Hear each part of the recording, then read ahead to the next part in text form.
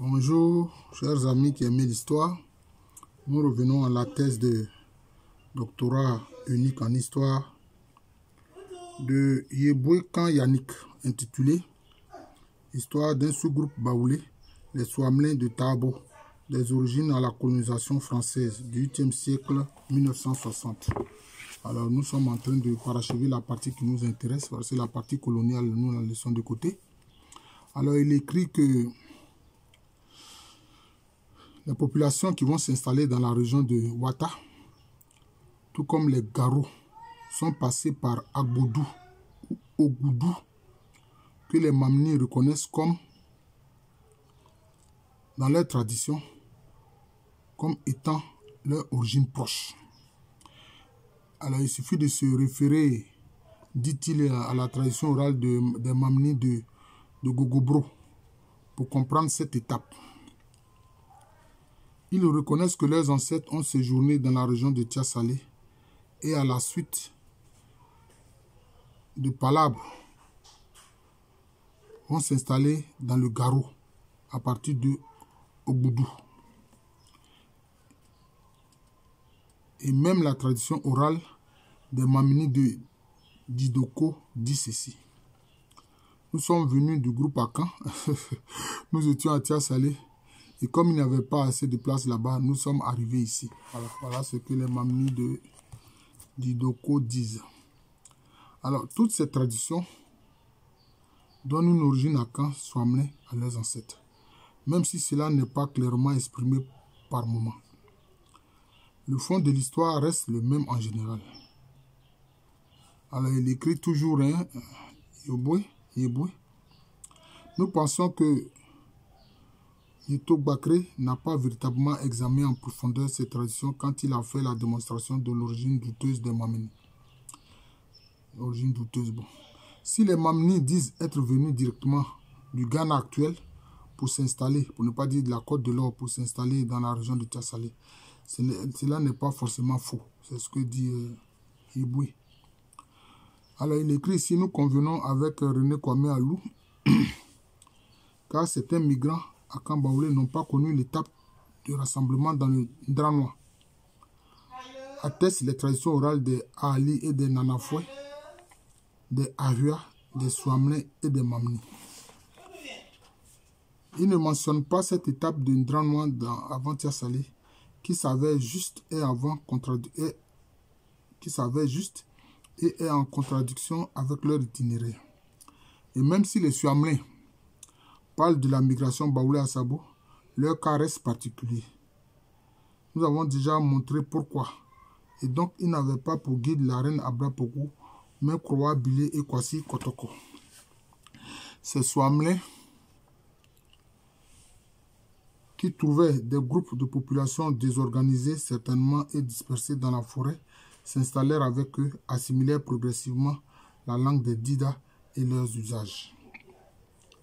Ils prirent en particulier l'habitude de leurs hôtes de ne construire des campements, de ne construire que des campements provisoires et d'en changer fréquemment.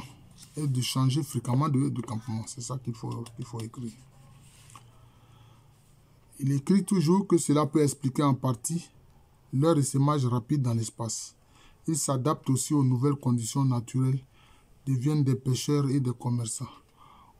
On pourrait alors s'expliquer le peuplement maminica, les circonstances historiques des guerres et l'insécurité qui peuvent faire comprendre pourquoi ces hommes ne pouvaient songer à demeurer chez eux. Ils ont été contraints de s'en aller, s'adaptant à cette exigence. Ils épousaient des femmes, les femmes et réciproquement, et bientôt les intermariages provoquent le métissage culturel, surtout attesté. Donc, si on comprend ici ce qu'il dit, c'est la rencontre justement des Soamelins avec des Dida. Et les brassages ont fini par donner ce qu'on appelle les Mamnis. Voilà, je comprends bien ce qu'il dit. Alors, de nombreux indices tendent à démontrer l'antériorité de ce peuple dans l'espace au regard des migrations à Kan en direction de cette même région. Il n'y a pas de preuve suffisante d'une origine à Kan, du moins Soamelin des Mamnis.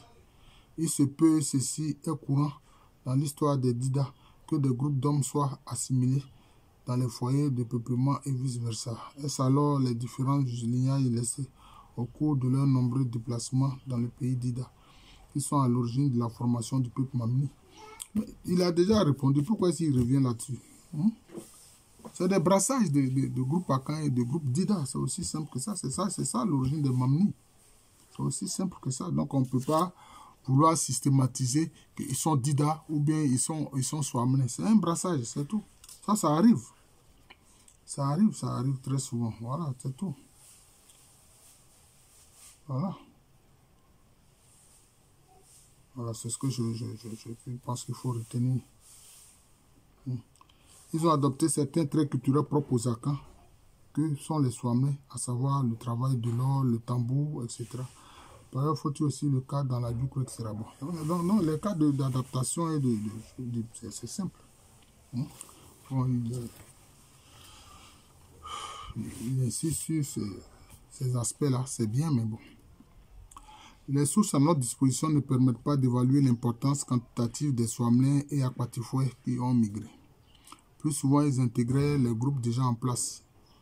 Il semble alors effectif que leur processus d'intégration soit entièrement consommé. Mais là, quand les populations se rencontrent, il y a des brassages. Par exemple, le cas des Akwatifoué, on a vu, et puis des Akrofoué. Ils appartiennent à cette migration du XVIIe siècle, de ceux qui... La légende qui dit que les ancêtres sont descendus du ciel alors qu'ils sont venus des régions d'Accra, des plaines de la basse Volta, du pays Kroubou, dans la zone d'Odoumassé. C'est tout. Donc, alors, maintenant, il parle de l'installation. Je n'aime pas trop le terme tribu qu'il utilise ici. Parce que ceux qui sont de même tribu sont censés avoir le même ancêtre, alors que là, dans le groupe Akan et dans les peuples en Afrique en général, il y a différents lignages qui ont différents ancêtres, mais qui se mettent ensemble. C'est ce qu'il faut retenir. Alors, il parle de l'installation des Baoulengba, des Aetou, des Walebo dans le Swamé. Voilà, donc c'est ça. Les Ngban qui appartiennent, eux, à une migration qui a eu lieu,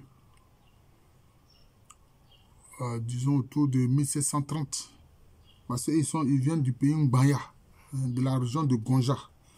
Les Aetou, eux, ils viennent du Bono, quand le Bono a été vaincu en 1722-1723 par la Chantier. Voilà.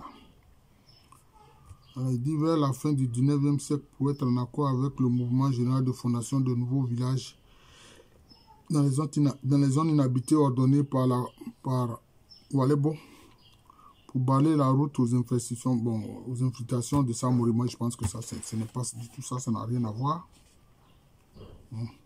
Le village de Kwamikro sera créé sur une portion de terre occupée précédemment par les Swamlais. Voilà.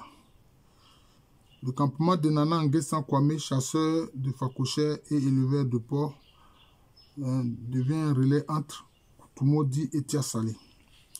Nana Nguessan Kwame crée un campement pour y boucaner les Fakouchers qu'il abattait à la chasse et livrait aussi des porcs. Le campement du nom, d'abord Kwamikro, pourrait être ensuite identifié finalement au produit lui-même. Le port Kokoti est devenu le lieu dit Kokoti Kwamikro. L'aïeul Nguessan Kwame y vivait avec une de ses sœurs nommée Kokoti Kwame Bla. En fait, son nom c'est Kwame Bla, mais à cause de la chasse de Fakouché par son frère, on l'a appelé aussi Kokoti Kwame Bla. Dont les descendants sont encore dans le village et à Tabo. À Tabo, village Swamlais, ses descendants sont ceux de feu Brou Koko. Ce lieu dit Kokoti Kwamikro est pleinement dans le Swamlais Mvlé, c'est-à-dire dans l'ensemble Swamlais. Les Ngban se mirent à pratiquer le racket. Bon, ça, c'est ce qu'il dit. Hein.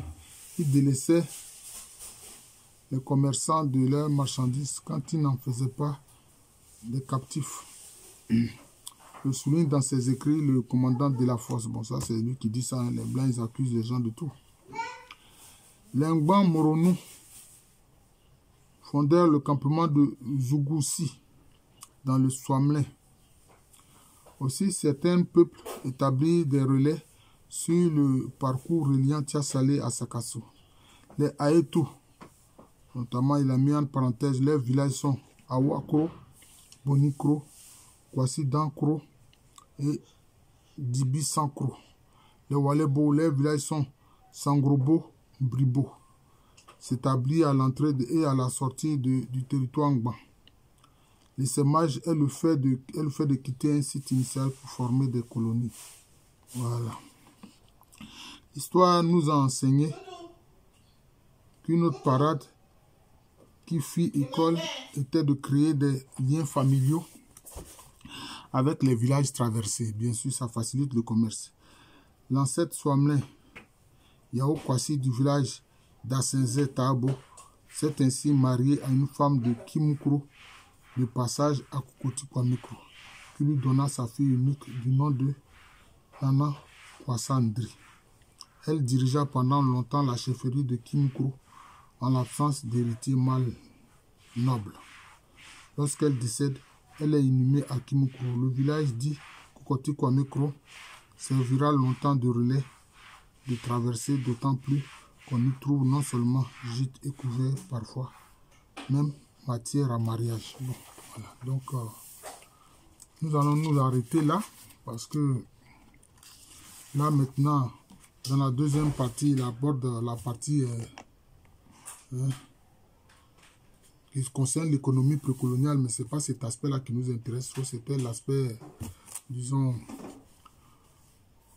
peuplement qui nous intéressait. Donc, nous venons de boucler la présentation de la thèse de Yeboué Kan Yannick. Voilà. Merci encore et bonne journée à tous.